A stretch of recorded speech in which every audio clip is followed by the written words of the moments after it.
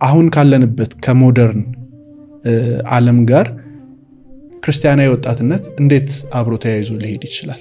ማህበራዊ ሚዲያ አለ፣ ቴክኖሎጂው አለ፣ ብዙ ነገሮች የምናገኝበት ነገር ላይ ነው ያለነው። ያ ማለት ሐሳባችንን አቴንሽናችንን ምናምን የሚወስዱ የሚሰርቁን በጣም ብዙ ነገሮች ያሉበት ዘመን ላይ ነው ያለነውና በዚህ ዘመን ላይ እንዴት አድርገን መንፈሳዊ ህይወታችንን ማጠንከር እንችላለን? በመጀመሪያ ዘመናዊነት ምንድነው? ባህል ምንድነው? ወግ ምንድነው? ክርስትና ምንድነው የሚል ነገር ጠንቅቆና ሊያይቶ ማወቅ ይገባል። ክርስትና የምትመስለው ሳይሆን የምትኖረው ህይወት ነው አይደለ? ባህል እንደ ሀገር የተከበረ የራሳችን የምንለይበት ባህል፣ ወግ፣ ስነ ስርዓት፣ መለያና ክብር አለ። እሱንም ለብቻው ደግሞ ነጥብ አድርጎ መያዝ ይገባል። ዘመናዊነት ማለት ምንድነው? በዚህ ዘመን የሚደረግ ነገር ነው። በዚህ ዘመን የሚለበስ ሊሆን ይችላል፣ የሚታይ ነገር ሊሆን ይችላል እንጂ ዘመን ማለት አሁን ያለንበት ነገር ነው። ይህንንም ለብቻው ነጥብ አድርጎ ማየት ይገባል። ስለዚህ ዘመናዊነት ምንድነው? ዘመናዊነትን አስፍተን መለካት እንችላለን። በእኔም ባይለካ እኔ ልለካው የምችለው ግን በዚህ ዘመን ላይ የምናየው የምንሰማው መልካም ባልሆነብን ነገር ላይ እኔ ዘመናዊ ሰው መሆን የምችለው አሁን ላይ ራሴን ከክፉ ነገር ሳድርግ ብቻ ነው። አንተ እንዳልከው ሶሻል ሚዲያ እንዴት መጠቀም እንችላለን አይደል? ሶሻል ሚዲያ እንዴት ነው መጠቀም ያለው? እጃችን ላይ አክሰሱ አለ።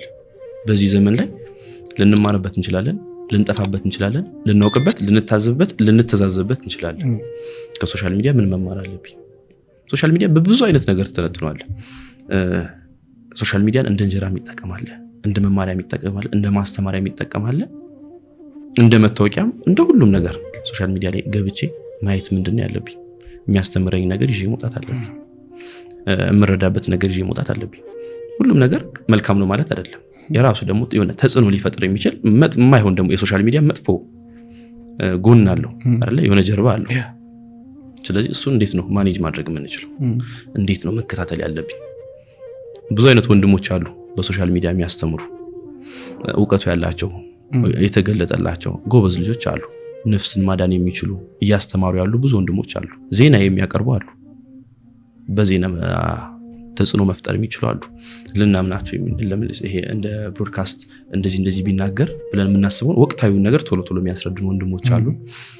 የሚያስፈልገንን ነገር አሁን ላይ እየደረሰ ያለውን ነገር ዘመኑ እንደ ዘመን እየሄደ እየተራመደም ስለሆነ የሚያስተካክሉን አሁን ያሰብነው ነገር እንደዚህ አይደለም፣ እንደዚህ ተለውጧል፣ መንገድ በዚህ በኩል እየተሰራ ነው፣ እንደዚህ የምናውቅበት የሆነ ነገር አለው። እንደ ማህበራዊ ሚዲያ ቤታችን ድሮ እንደውም ቴሌቪዥን ነበር ይመስለኛል አለ ብዙ ጊዜ። አሁን ላይ የሚያያለው ሰው ይኖራል ብላችሁ ነው? የለም አይደለ? ዜና ነው። ወንድሞች አሉን የሚያስተምሩ የሚለቁልን። አብሶ ወጣት ላይ ደግሞ ስታይ ስልክ ላይ ነው አብዛኞቻችን ያለነው። ጊዜያችንንም የሰጠነው ወደሱ ይመስለኛል አይደለ?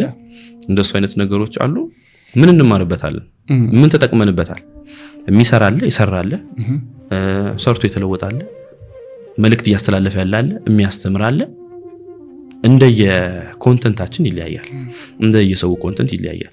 ግን እንደኔ በዘመናዊነት ላየው የሚችለውን ነገር በአሁን ሰዓት ላይ በዚህ ዘመን እንዳንጠፋ ጊዜውም ትንሽ ፊቱን እያዞረም ስለሆነ መልካሙን ነገር ብቻ ብንመለከትበት፣ ካልሆነ ከታች ላለው ትውልድ ይከብደናል።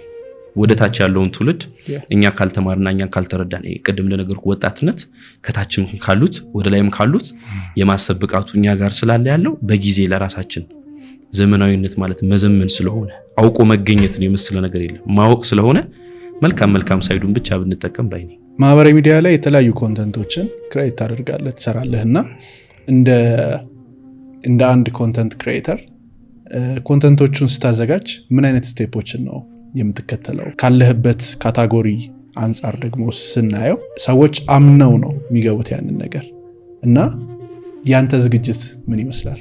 ሶሻል ሚዲያን እኔ በማስተማር ዘርፍ ነው ያለውበት አይደለ? ወጣቶች ላይ ይበልጥ ደግሞ እንዲሰሙኝ ሳይሆን እንዲያደምጡኝ ያደረኩኝ ነው እግዚአብሔር በፈቀደው መልክ። ያው እኔም በመናገርበት ነገር በሙሉ እኔ የኖርኩት ነገር ሆኖ ሳይሆን ወይ እኔ ችዮ ሳይሆን ይሄ እግዚአብሔር ግን እንዲከብርበት አንድም ኃጢአት ማቃለያ ይሆነኛል ብዬም ስለሆነ እኔ ለምናገረው ነገር ላደረኩት ነገር እግዚአብሔር በግላጭ ያላወጣብኝ ነገር ሸፈን አድርጎልኝ እንደው አንድ ጥፋት እንኳን ቢቀንስልኝ ብዬ ወደ ሶሻል ሚዲያው ብቅ ብዬ ይጠቅማሉ ብዬ ማስባቸው መልእክቶች ነው ወደ ሰው እያስተላልፍ ያልኩ። እንዴት ነው መልእክቶቹን የምታዘጋጃቸው ካልከኝ፣ ለምሳሌ የሆነ ነገር አሁን ባጣ እግዚአብሔር ለበጎ ነው፣ እግዚአብሔር ያውቃል፣ እግዚአብሔር ያደርጋል የሚል ነገር አይምሮዬ ላይ ይዛሉ አይደለ? አይ ይሄ ነገር ሰው መስማት አለበት፣ እኔ ብቻ ይዤው ለምን ይጠፋል? ሰው ማወቅ አለበት። ስለዚህ ያቺ ነገር ወዲያው ስልኬ ላይ ነው ኖት ማደርጋት። ከዛ በኋላ ራሴ ሆነ የምቀርጸው ወደ መስታወት አዞራውና እንደውም እኔ መስታወት እየዞርኩኝ ወደዚህ ጋር እንደውም ስዞር ብዙ ጊዜ ያነበብኩኝ ይመስላል ሰውና አይምሮ ላይ የመጣልኝ ነገር ሰው ወይም አሁን ደግሞ ቲክቶክን እየተጠቀመ ያለው የማህበራዊ ሚዲያውን ወጣት አይደለ እነሱ እንዲገባቸው ወይም እንዲረዳ ካሉበት ነገር ጨንቋቸው ሳይሆን ይሄ እንዲህ ማድረግ አለበት ሳይሆን እንዲህ ብታደርግ እንደዚህ እኮ ትሆናለህ የሚለው ነገር እንዲረዳቸው ቀለል ያ ነገሮችን ግን እግዚአብሔር ብቻ የሚከብርበትን መልእክት ነው እኔ ማስተላለፈው። ብዙ አልከበደኝም እውነቱን ስነግርህ ብዙ አልከበደኝም። አንዳንድ ጊዜ ስራን መስራት ወይንም ሀስል ማድረግ ምናምን እንደዚህ አይነት ነገሮችን ገብቶ በደንብ እየሰሩ መሄድ ራስን በደንብ መጠበቅ ራስን ማስዋብ እንደዚህ አይነት ነገሮች ብዙ ትኩረት ሲሰጣቸው አይታይም። አብሶ ከወጣት ስራ ፈጣሪዎች ጋር ደግሞ በተገናኘ ትኩረት ተሰጥቶት አይደለም የሚታየው። ኦፍ ኮርስ መንፈሳዊ ህይወት ነው። ነገር ግን ደግሞ እዛ መንፈሳዊ ህይወት ላይ እንድንበረታ የሚያደርገን ደግሞ መኖር አለብን። እዚህ ጋር ደግሞ ስንኖር የሚያስፈልጉ ነገሮች አሉ። እነሱን ለማሟላት መስራት አለብህ፣ መሮጥ አለብህ፣ መንቀሳቀስ መቻል አለብህ እና አንድ ሰው መንፈሳዊ ህይወቱ ላይ ጠንክሮም እየሄደ እንደገና ደግሞ ወደ ስራው ዘርፍ ላይ እንዴት አድርጎ መግባት ይችላል? ግልጽ ነው ጥያቄ በሚገባ ዘፍጥረት 3 ላይ እንደውም ወደ መጣህበት እስክትመለስ በፊት ወዝ ጥረህ ብላ ይላልና አፈር ነህና ወደ አፈር ትመለሳለህ ይላል። የሰው ልጅ ለመኖር መስራት አለበት አይደል? ብዙ አይነት የስራ ኦፖርቹኒቲዎች ያለው ሰው አለ። በቀላሉ ገንዘብ የሚሰራ ሰው ሊኖር ይችላል። ተናግሮ ገንዘብ የሚሰራ ሰው ሊኖር ይችላል። እንግዲህ ስራን ዲፋይን ለማድረግ ይከብዳል አይደል? በብዙ ነገር ልንተነትን የሚገባው ግን እንዴት ነው መሆን ያለበት ማለት ግዴታ ወጣት በተለይ ደግሞ መስራት አለበት። ስራ መስራት አለበት። ራስህን በስራ ማበልጸግ አለብህ። ራስህን በስራ ማክበር አለብህ። የሰው ፊትም እንዳይገርፍህ እንደው ዝቅ ላለ ማለት እንኳን መስራት ይኖርብሃል አይደል? እንደውም ቢኖር እንደውም ሰርተኩል አለው ታካፍላለህ አይደል? እንደውም ጽድቅን በዚህ ባንለካውም እንደውም ብዙ እህት ወንድሞቻችንን ማገዝ እንችላለን ከዘር እጃችን ላይ የሆነ ነገር ካለ። ግን ትልቁ ነገር እንደው በጉብዝና ወራት ፈጣሪን አስብ ነው። እጅ ላይ ባለ ጊዜ ፈጣሪን አትርሰው። ቀድሞ ወደ መጣንበት ብንመለስ እንዳረሳ ባለጠጋ አታርገኝ፣ እንዳላማረርህ ድህነትን ወደኔ አታምጣው ወይም ቅድም የነገርኩ ጌታ ሆይ ሁለት ነገርን ካንተ ሻለው ወደ የምትለው መልእክት እንመለሳለን ማለት ነው። ባለን ነገር በነገራችን ላይ እግዚአብሔር ይከብርበት። በሰራነው ባገኘንበት በቤታችን በጓዳችን በገበናችን ትልቁ ነገር እግዚአብሔር ሲከብርበት ነው። ካልሆነ ጠፊ ነገር ነው። ትላንት የመጣ ነገ የሚሄድ ነገር ነው።